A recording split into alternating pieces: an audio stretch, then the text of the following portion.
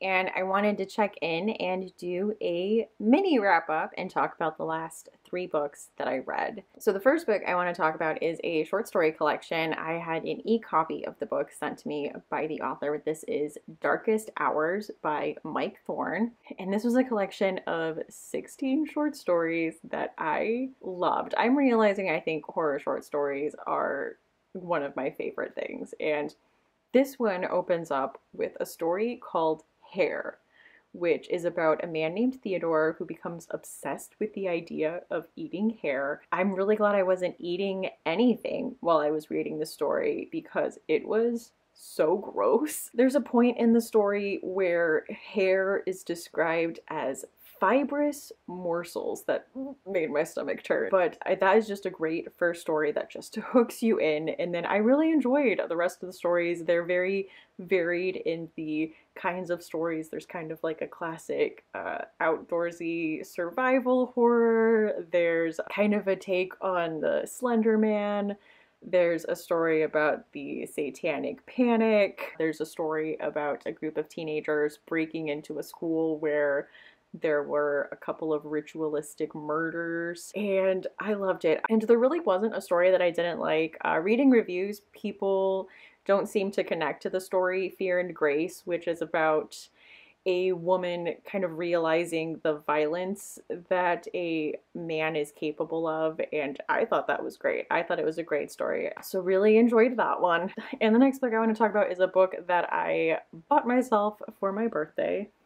With all that birthday money I got, I did that book haul where I bought all those horror books, and one of them was A God in the Shed by JF Dubeau. And this is about a small town named St. Ferdinand in Canada that has been plagued by murders for decades, and the police finally arrest someone. I mean, it definitely seems like it's this person. He has a bunch of dead bodies stuffed in refrigerators all over his property. But when they bring him into custody, the murders don't stop. And there's just so much wrong with the whole crime scene. Like, he has a couch outside facing a cave, and around the couch is all these sticks that have the victim's eyeballs, and the eyeballs are all facing the cave. This story was crazy. Like, I feel like I find it hard to put it in a box because it could be like a small town with a secret.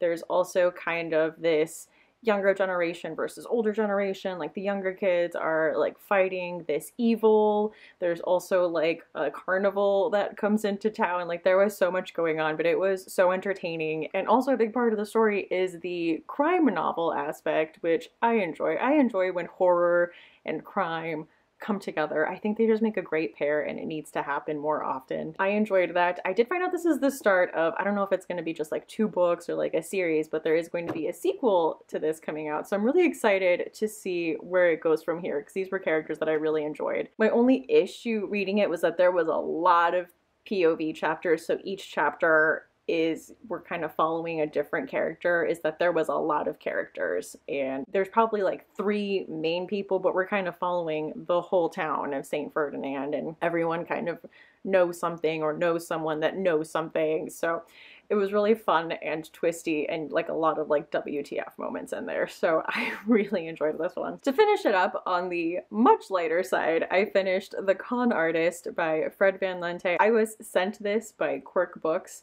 and this is a murder mystery that takes place at Comic-Con. Our main character is Mike.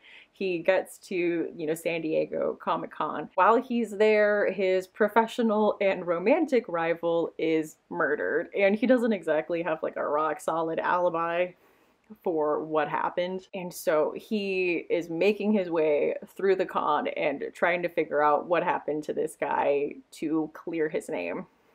And it just goes crazy places. This book was so much fun. I loved Mike as a character. In my in my head, I don't know if you do this, but I cast people sometimes. Like, I cast voices to like read the dialogue, and I cast Jason Bateman. I felt like his role was like most Jason Bateman roles. Like, straight man in a crazy environment filled with quirky characters, kind of being like the voice of reason. My favorite characters, though, would have to be the two cops that are questioning him, because they just had these like deadpan, sarcastic remarks to everything. Just a lot of their lines had me actually chuckling. So I think this will be most enjoyable to someone who is a little more familiar with like nerd culture. I mean, specifically like the nerd culture at like Comic Cons. So like people cosplaying. As you can imagine, this book is filled like up the wazoo with pop culture references. So if that's not your thing, you're probably not going to enjoy this, because he's literally at a Comic Con. Like people are cosplaying as, you know, fictional characters, and that's a big part of the story. This was, to me, just like a delightful story. So if that sounds interesting to you, I would suggest picking this up, because I just thought this was a lot of fun and it made me smile while reading it. So it was enjoyable for me. Anyway, guys, those are the last 3 books I read. Thank you so much for watching, and I hope to see you again soon. Bye.